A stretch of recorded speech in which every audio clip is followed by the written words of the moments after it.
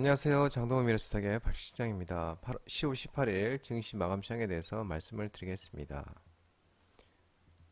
코스피는 2462.60포인트 0.10% 상승 마감했는데요. 중국의 경기 개선 기대감에 외국인이 순매수하며 상승 마감했습니다. 외국인은 3,442억을 순매수, 기관은 480억을 순매도하였습니다. 코스닥은 808.89포인트 1.40% 하락 마감했는데요. 미국 국채금리 상승과 미중 갈등 등의 외국인과 기관의 순매도 하락 마감했습니다. 외국인이 1,005억 순매도했고요. 기관은 1,006억을 순매도했습니다. 네, 코스피는 장중 예상치를 웃도는 중국 경제 지표의 경기 개선 기대감에 장중 등락을 반복하다가 오후장에 전기전자 업종 강세 상승 전환하는 모습이었고요.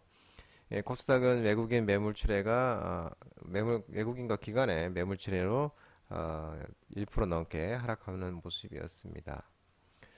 이 미국이 전날 그 9월 소매 판매 호조의 긴축 장기화 우려, 또 국제금리 상승, 또 미중 갈등 심화 여파가 부담으로 작용하는 모습이고요. 다만 삼성전자가 상승을 하고 장중 발표된 중국의 3분기 국내 총생산과 지난달 실물지표 서프라이즈의 하방 압력 일부는 상쇄되는 모습이었습니다. 또한 원달러 환율도 원화 강세로 전환하는 모습이었고요.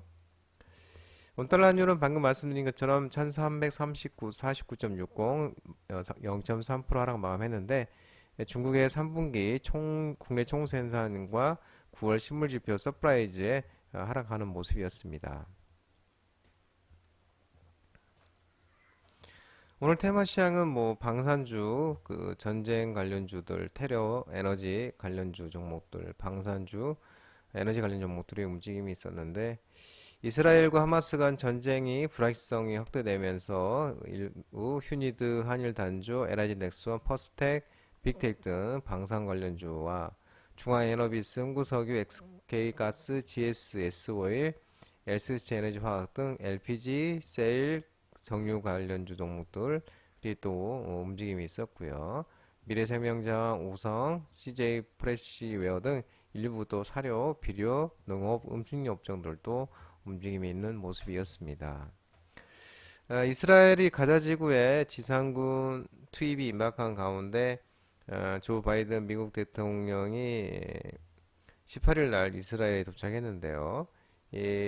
이스라엘 총리와 이제 회동할 예정인데 이 바이든 대통령이 이스라엘 민간인 1200명 이상을 살해한 하마스 기습 공격에 맞서 반경을 진행 중인 이스라엘에 대한 지지와 연대를 표명할 예정이고 또 가자 지구를 향한 이스라엘의 군사 작전이 다수 민간인의 희생을 초래하는 또 과도한 보복이 되어서는 안 된다는 것도 강조할 것으로 예상되고 있습니다.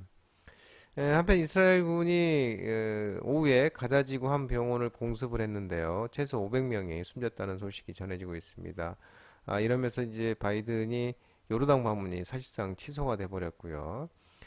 당초에는 이제 요르단에 가서 요르단 국왕과 또 이집트 대통령 또 팔레스타인 자치정부 수단과 회동할 예정이었지만 이 가자지구 병원 공습으로 이스라엘 방문의 일정이 모두 무산된 것으로 전해지고 있습니다. 에, 안타깝습니다.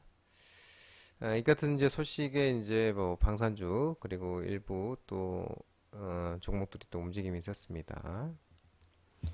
히토류 종목들이 좀 움직임이 있었는데요. 미국 상무부가 추가 대중국 반도체 수출 통제 조치를 발표하면서 미중 무역 갈등 재점화 속에 반도체 관련주는 이제 하락하는 모습인데 히토리 금속 히토리 관련주의 문제 움직임이 있었죠. 유니온 모트리얼, 유니온, 동국 RNS, 노바텍, 상신전자 등 히토리와 또 페라이트 관련 종목들도 상승했는데요.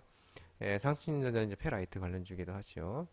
또한 최대 주주가 중국 반도체 회사인 동신 반도체 주식 유한공사인 점이 부각이 되면서 피델릭스가 이제 상한가를 갖고 중국 반도체 중고 장비 거래 확대 수익이 된 전망 속에 서플라이스 글로벌도 상승하는 모습이었습니다.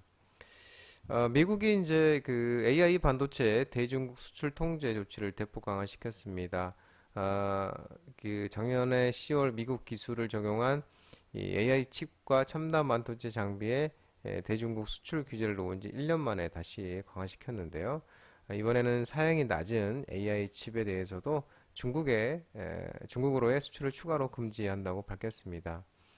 엔비디아가 중국 시장 전용으로 내놓은 저사양 AI 칩이 AI800, H800 수출이 통제될 것으로 전망되고 있고요. 인텔도 중국 판매용으로 출시한 이 가우디 2도 영향을 받을 것으로 예상되고 있습니다. 그러면서 지난밤에 엔비디아가 또 4.68% 하락 마감했죠. 그래서 K-엔솔, IMT, 자비스, TCK, FSD, 오닝 IPS, 동원아나틱, ISC, EV 첨단 소재, 이수페다시스, 필옵티스 등 일본 반도체 PCB 테마 관련주들이 일제히 하락하는 모습이었습니다.